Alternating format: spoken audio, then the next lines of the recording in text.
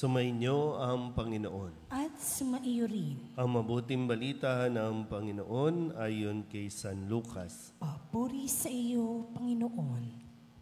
Noong panahong iyon, sinabi ni Jesus sa mga tao, "Kapag nakita ninyong makapal ang ulap sa kanluran, sinasabi ninyong uulan, at gayon nga ang nangyayari. At kung umihip ang hanging timog, ay sinasabi ninyong iinit, at nagkakagayon nga.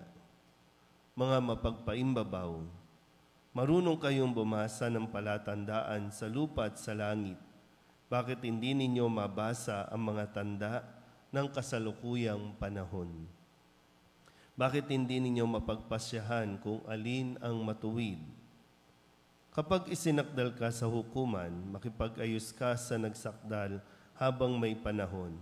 Baka kalad ka rin kanya sa hukuman at ibigay ka ng hukom sa tanod at ibilanggo ka naman nito. Sinasabi ko sa inyo, hindi ka makalalabas doon hanggat hindi mo nababayaran ang kahuli-hulihang sentimo." Ang mabuting balita ng Panginoon. Pinupuri ka namin, Panginoong Hesukristo. Isang magandang umaga po sa inyong lahat. Nawa po sa mga dinaanan ng bagyong si Christine ay dalangin namin ang inyo pong kaligtasan at ang inyong agarang pagbangon matapos po ang bagyong ito. At kapag nakikita natin ang sitwasyon, no, at least sa atin dito sa Manila ay hindi pa ganun kagrabe yung ating naranasan na pagbuhos ng ulan.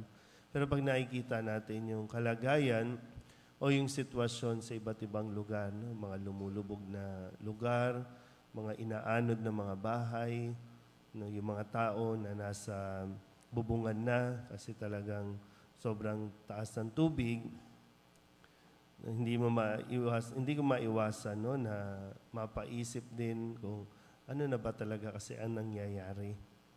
Bakit palalaan ng palala? Dati ang nararanasan lang natin baha hanggang tuhod lang. Pero ngayon iba na eh. No? Nag-iiba talaga yung panahon.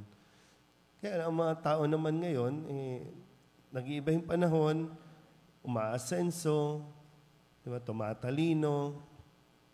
Kaya lang sabi nga, magandang mapagnilayan na bakit hindi natin mabasa ang tanda ng kasalukuyang panahon. Marami sa atin na sasabing magagaling, no? Magagaling na tayo, pero bakit hindi natin makita o sadyabang hindi makita o ayaw lang natin talagang tingnan dahil sa ating mga personal na interest. Alam natin na ito ay magiging delikado. Alam natin kung anong may dudulot nito sa mga programa na ginagawa natin. Alam natin kapag itinaas mo ang isang lugar, ito lulubog ito. Pag itinaas mo na ito, yun naman ang lulubog. Pero bakit hindi natin ito mapagpasyahan ng kung ano ang mas mabuting gawin? Gaya ng nabanggit ko dati, no? Nung binaha tayo, pagkatapos ng baha, anong ginawa natin? Hindi pa rin natin nilinis yung mga barado, wala pa rin kumikilos. Lagi tayong kumikilos kapag nandiyan na yung sakuna, nandiyan na yung disgrasya, nandiyan na doon pa lang tayo nagkukumahog no, na mag-isip kung ano ang gagawin. Na dapat, mayroon ng plano dapat, no? Na ano ang gagawin natin kapag ito, kaya nga mayroong preparedness. Meron tayong, naglagay pa tayo ng mga department, no? Disaster preparedness. Kulang lagi tayo sa preparations kung ano ang dapat gawin. Pero lahat ay nagsasabing magaling. Nagpapagalingan, halos nga mag-away-away para lang patunayan na kung sino ang pinakamagaling sa kanila. Sino ang pinakamagaling sa atin. Sa atin, no? Hihintayin din ba natin na lumubog ang buong kabahayan natin bago tayo talaga kumilos? So, sana po, no, mas tingnan natin at pagnilayan kung ano ang mensahe ng ating Panginoon sa ating Ebanghelyo, sa ating mga pagbasa ngayong araw na ito.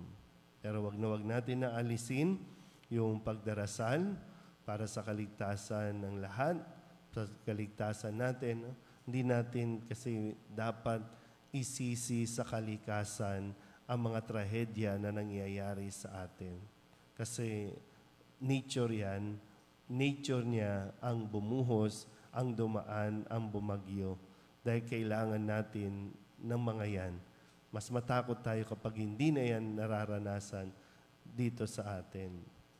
Kaya muli, patuloy tayong magdasal.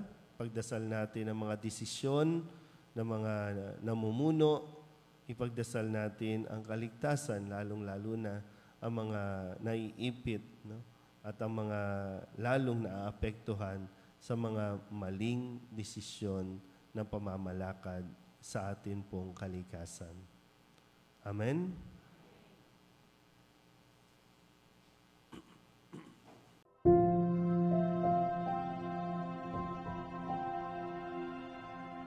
Thank you.